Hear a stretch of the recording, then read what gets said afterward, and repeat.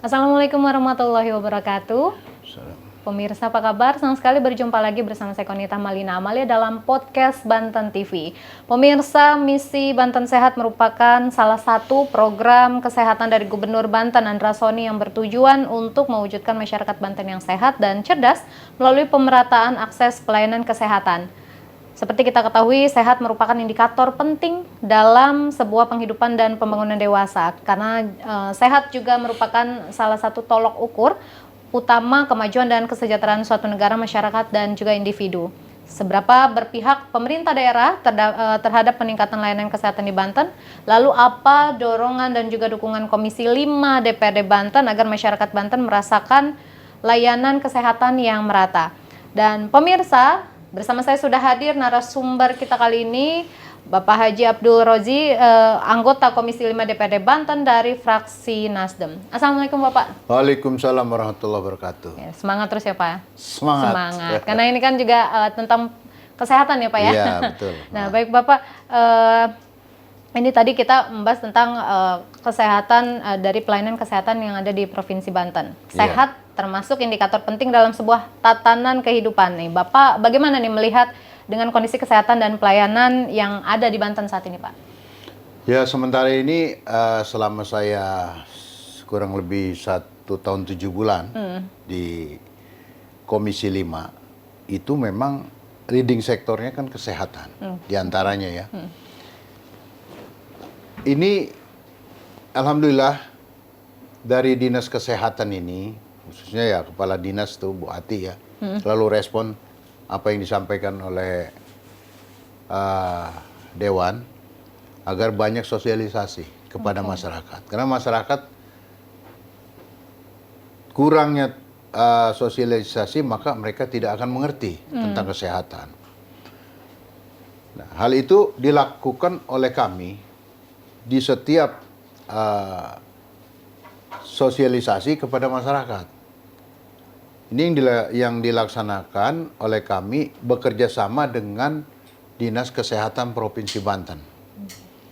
Jadi masyarakat dikumpulkan kurang lebih 40 orang, 35 sampai 40, diberikan tentang kesehatan, tentang stunting, tentang ibu hamil untuk menjaga kesehatan, tentang obat-obatan, penggunaan obat, pencegahan penyakit menular, terus disosialisasikan terus di masyarakat sehingga masyarakat mengerti akan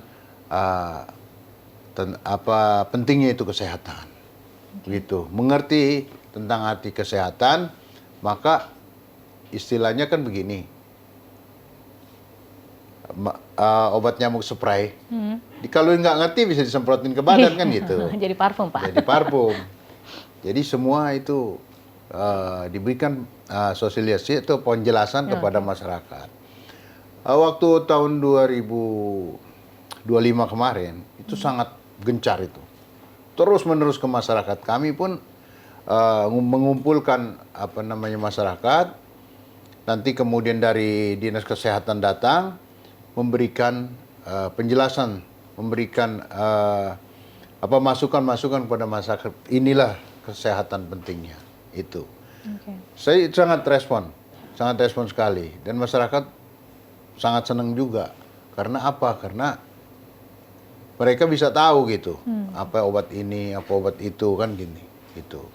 Kalau salah obat juga repot nanti.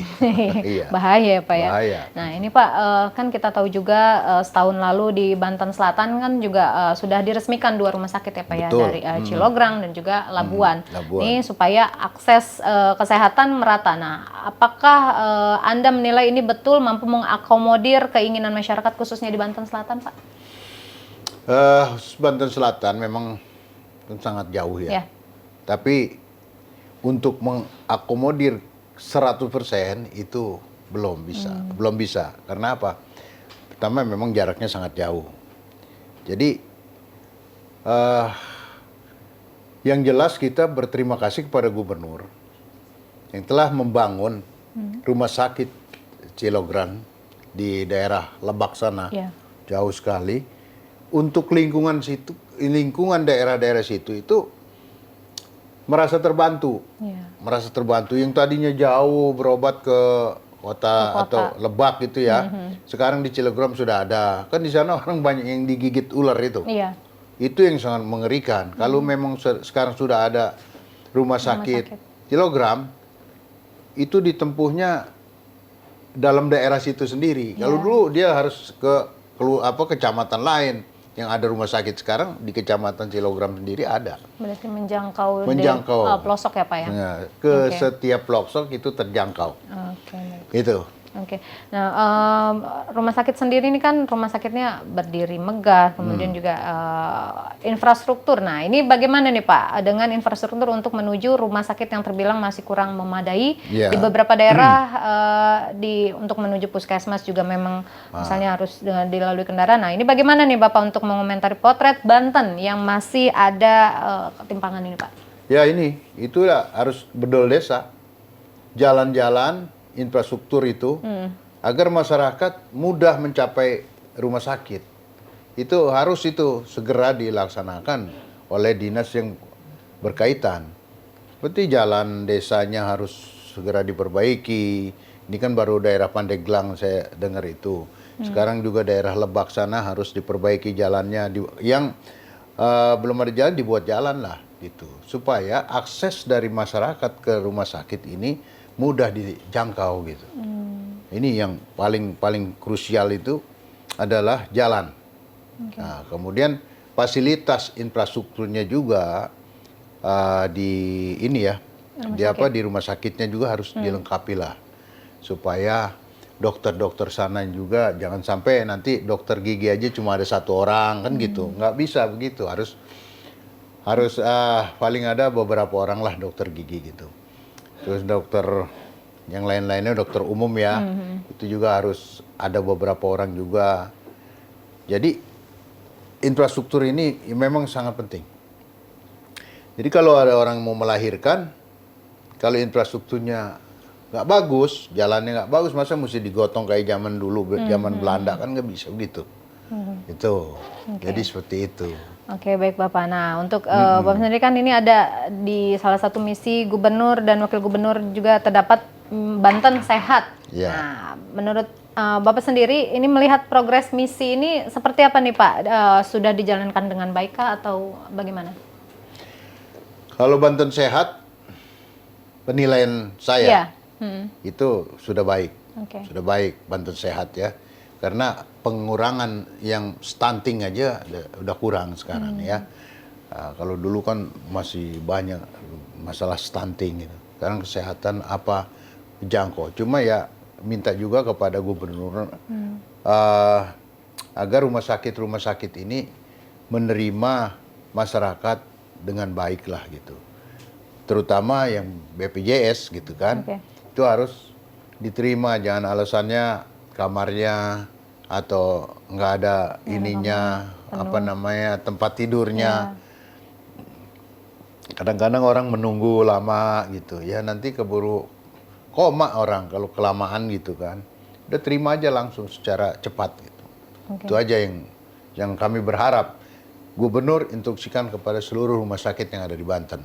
Berarti Bapak ini melihat Bapak sebagai anggota dewan dalam bentuk pengawasan ini seperti apa Pak? Apakah memang sudah bagus atau masih memang harus perlu ditingkatkan lagi Pak?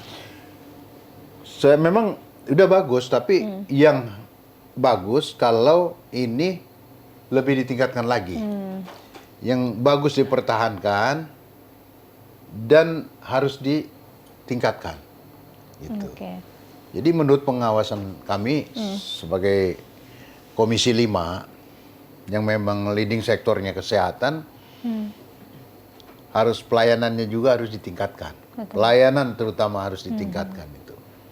Jadi memang sudah bagus programnya gubernur ini, kemudian di bidang kesehatan, tapi pelayanannya juga harus ditingkatkan agar lebih bagus lagi. Berarti ini memang program dari Banten Sehat yang mungkin program unggulan dari Bapak Andra Sony dan juga Bapak Dimyati ini untuk memang bertujuan untuk memberikan akses kesehatan bagi masyarakat tanpa diskriminasi ya Pak ya.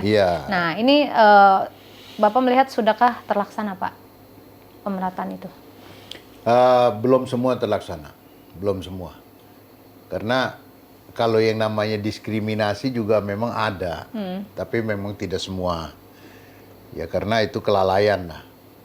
Ya itu harus benar-benar diawasi benar gitu. Okay. Misalkan ini dapat prioritas gitu ya.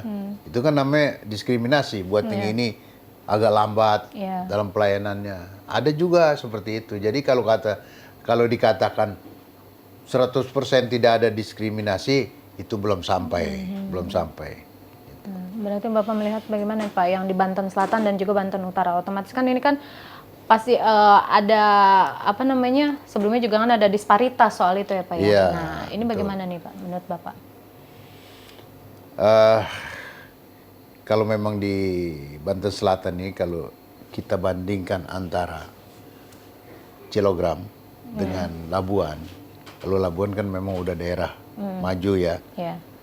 Tapi kalau daerah sana belum begitu maju. Tapi bagaimana kita jangan sampai ada disprioritaskan gitu. Kalau menurut saya semuanya harus diprioritaskan. Jangan ada disprioritas baik untuk memperbaiki infrastruktur, pelayanan, dan dokter-dokter yang ada. Supaya jangan ada disprioritas.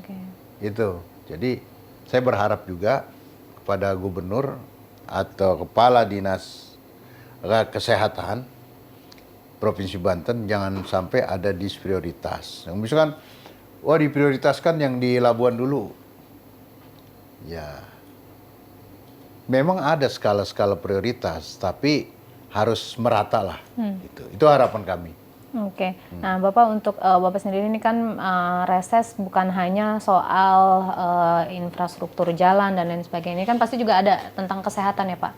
Nah, semua yang ada itu reses ini yang ada di Komisi 5 leading sektornya akan kami sampaikan juga kepada masyarakat, dan peraturan daerahnya itu perlu kita sampaikan. Nanti apa yang disampaikan oleh masyarakat itu kan kita tampung.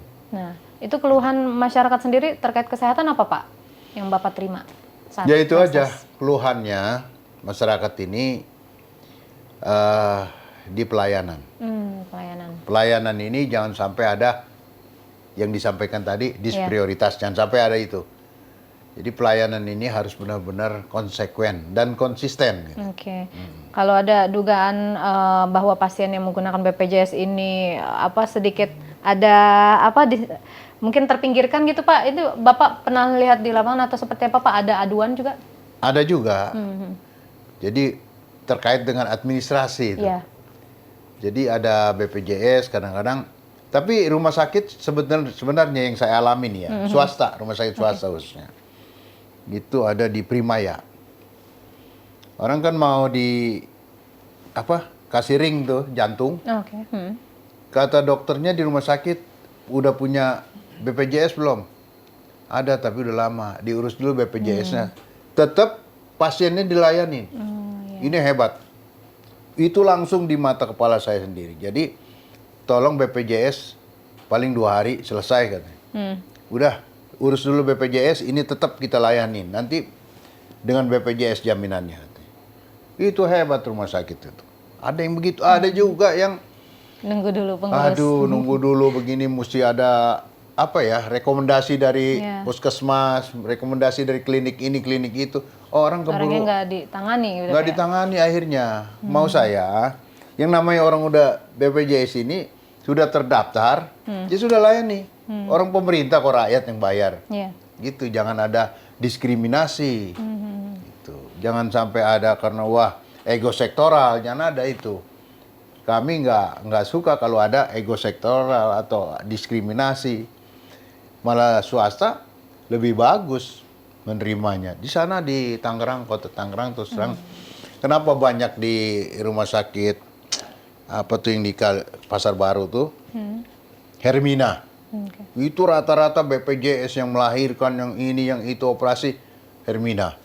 Primaya di Cikokol. Itu selalu ke situ. Itu. Bukan juga rumah sakit umumnya nggak ada, banyak juga. Oke, itu yang Bapak alami begitu ya Yang Pak saya ya? alami. Baik Bapak, nah ini juga kan ada program pemerintah pusat juga yang diintegrasikan ke program pemerintah daerah terkait dengan cek kesehatan gratis. Nah ini kan cek kesehatan gratis sudah dari tahun kemarin sudah ada. Nah ini bagaimana nih menurut Bapak, apakah masyarakat sudah banyak yang paham atau yang sudah menggunakan atau seperti apa? Selama ini memang ada, tapi kami belum melaksanakan itu. Kami kan harus ada jatah nih dari anggota. Misalkan anggota ini dapat berapa titik, anggota yang ini berapa titik, wakil ketua berapa, sekretaris berapa. Cuma ini belum terlaksana. Cek kesehatan gratis. Mungkin yang lain sudah, tapi hanya kesehatan gratis kan cuma ngecek darah, terus kemudian denyut nadi kan jantung, lalu yang lain-lainnya hanya itu aja, paling gula darah atau kolesterol itu. Tapi ini saya belum melaksanakan itu, terus terang aja.